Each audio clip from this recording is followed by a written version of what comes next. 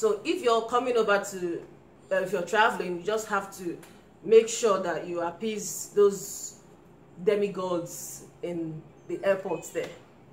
Then, oh my goodness, nobody prepared me for what I was going to meet.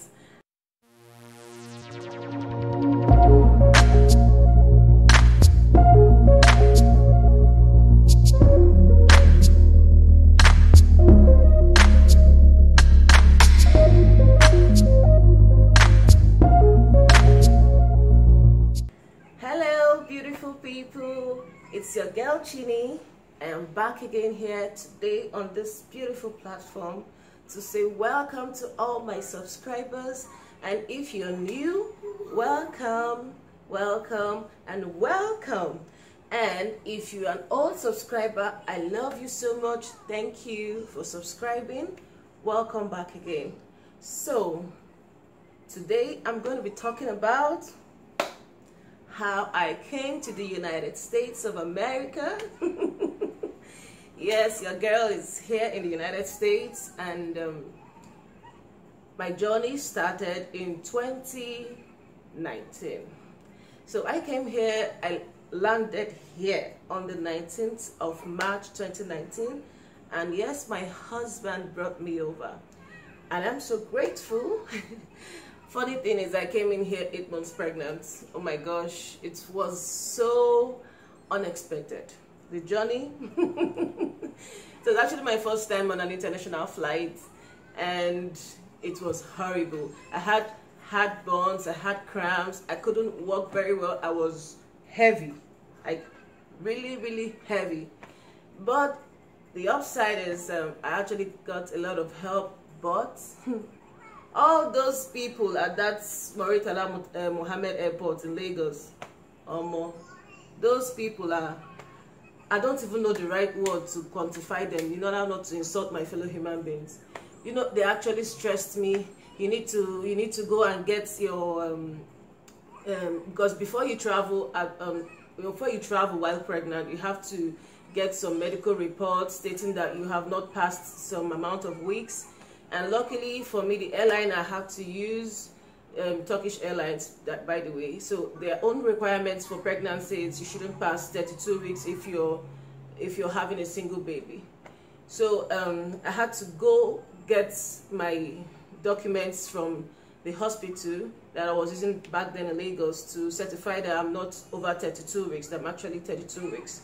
And when I got to the airport, I showed them the document, and the woman was like, no, you have to prove. So they had to go into the medical examining room or examiner's room, and they put a tape over my belly to ascertain. And the woman was like, no, that you're more than. I was like, madam, are you going to tell me how pregnant I am? You're the one that is carrying the pregnancy, or I'm the one that is carrying the pregnancy. So she was like, okay, anyways, forget all that. So if you're coming over to, if you're traveling, you just have to make sure that you appease those demigods in the airports there. Then, oh my goodness, nobody prepared me for what I was going to meet. So coming here over in March, it was, they were still in the winter, whatever they call it, you know, it was still cold. So my husband actually gave me this sweater back then when he came over to Nigeria. Before I came here, he was like, Chini, you're going to have to wear this when coming over, because when you're coming over it's going to be cold. I was like, okay boss, no wahala. Before I get to the cold part, I got to the airport, I checked in, I had this bottle water, and he said I have to drink it to be sure that it's water. I said, okay, I shall drink the water. I came in with some games. I came with Ludo game. I came with Ncho. So I came in with cards too. So getting to the airport, these immigration people actually collected my Ludo game and said that you can't travel with that kind of game, that it has a glass casing. So they said if I insist on going with it, they have to remove the glass casing and give me only the paper and the wooden casing. I was like, okay, shall I give it to me? Let me go. At least I can use it to be remembering my Niger games and be teaching my kids when they grow, you know, that this is Niger this game is Ludo. So when they come back to Nigeria, they will be able to show their cousins that yes, so we sabi and we know how far. Then I now got into the aircraft. Oh, pregnancy, it doesn't prepare, as in pregnancy is just something else. It doesn't prepare you for anything.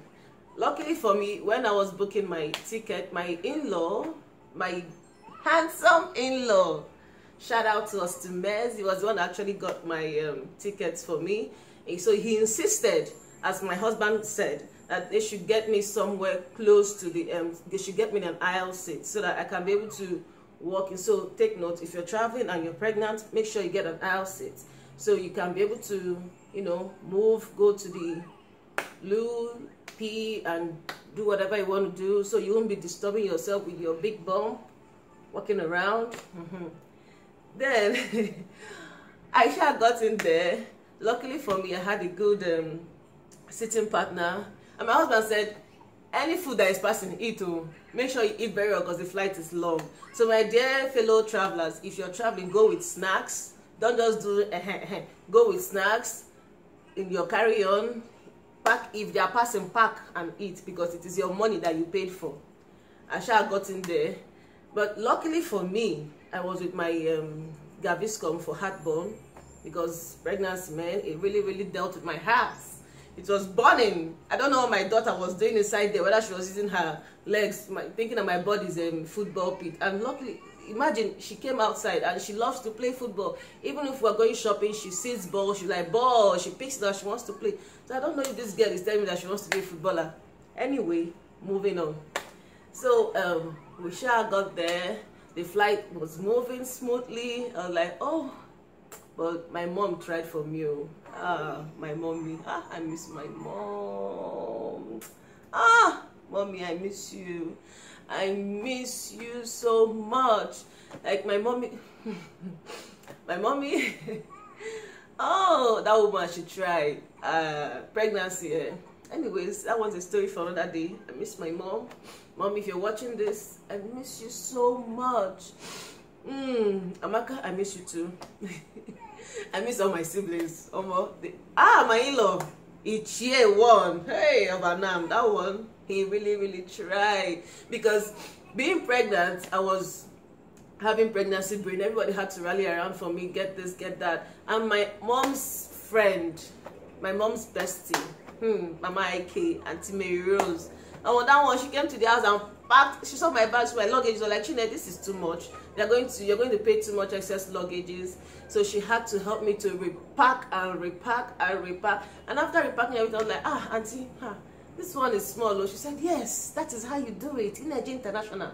If you're traveling international, you have to be smart. Pack everything. Let it.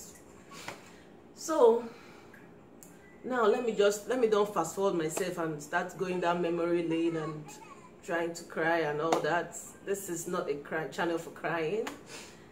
Then we're meant to stop over at Turkey and lay off some people and then move on to the next flight. My dear, thank God I didn't go that one-way route, because I told my husband that I think I would like to break this flight so that I can be able to refresh and stretch my legs and all that. So I got to Turkey. See your girl. I forgot that I'm traveling internationally. I'm not going locally. I forgot to change my time on my wristwatch and all. So I wasn't just really paying attention to all those things. And I sat down somewhere else, very far from the gate that was going to take me to Atlanta, to ATL. But I just don't know what was going on. And the money I had on me, I just saw this beautiful Turkish kiosk that was selling this beautiful sandwich. And the smell that was coming from it was telling me, come over, come over. I went there and I said, how much is your sandwich? He said, $20. I said, it's again, $20 for sandwich, bread with, mayonnaise and lettuce. Okay. The baby in my tummy was telling me, Mom, it's time to eat. I said, give me that one. I collected the sandwich, I ate. I collected another one. I said, nah, this $20. Hey, $20 for one sandwich. I ate. And I was still sitting down there. I was like, when are these people going to call us to come and enter the flight now? Then Asha called. No, they didn't call. As I kept on waiting, I was not impatient. I had to go meet one of these personnel that were wearing the tag of the airport, and I asked them, I said, you have to check that TV or something. I said, and I went to the TV and I checked, and they were like, the time I was seeing was somehow. I checked my watch. I don't know, that thing just went like a light bulb in my head. Oh, you have to check the time difference. And I checked and I was like, gosh, I had to start running and walking, and somebody saw me, was like, madam, can we get you one of these, their little car rides? I said, please hold on. I should know that I was running and walking or even flying, because I cannot afford to miss my flight and find myself in Turkey with this pregnancy and maybe now go into labor and deliver my child. I know my husband were joking about it, that if you have this child on the way, it means that she is going to be a citizen of Turkey. And I was like, I don't want that citizenship of Turkey. I had to start running. So when I got to the gate of the place, when I got to that gate, so I was holding my carry-on, had this little coconut oil that my younger sister Malachuku gave to me, and so they had to open it and ask me what was inside. I said it's coconut oil. So they checked it and said, can you? They just checked it, opened it, and they perceived. I'm like, okay, do you want to taste it? I tasted it. They said, okay, you can go in. They actually cut the line for me because of, you know, the baby bump. That's a privilege, you know. I moved on and I got into the United States, traveling. Though I was watching movies on the aircraft, it was a smooth ride, but the food they were giving to me, I don't understand. The smell was even worsening the motion sickness and everything. But luckily, I didn't really have too much of all those throwing up and all that. It was good. It was a smooth ride. Then I got to ATL, my dears. We had to spend time at the check-in. And because of how I came into my visa for coming in, that will be a story for another day. I came in the K1 fiance visa, so I will talk about it in a different video. So I had this packet that actually made me to go forward and presented it to the personnel that was there, and they checked me in separately. I came in, called my phone actually. My dear, please, if you're traveling abroad, if you have all these China-made phones, Techno and all that, please just dump it in Nigeria and get yourself a reasonable phone that is recognized worldwide. Me, I was coming with a Techno phone, yes, a Techno phone. And it stopped working at Turkey. What I mean by stopped working, not that I got spoiled, the service stopped, just stopped. It couldn't, is it route or whatever that they call it. So when I got to the airport after checking in, and I entered, yes, into American soil, because you're still like, when you're at the airport, you're not in the American soil. You're still an alien. You can be sent back. So when I passed that bridge, you know, then that brought me into the place, and I had to go meet one of the ladies by a kiosk, a table there. And I asked her, please, lady, can I use your phone to call my husband? My phone is out. And she was like, okay, do you have the number? Is it local? I said, it's local. I gave her the number. She dialed it for me. My hubby came. Wait. When he came, I said, okay, come outside. Hope you're wearing your sweater. I said, oh, almost. As I came outside, the kind of wind that came, a bit cold wind that came onto me, I ran back inside. I was like, no. I was like, come out, come out.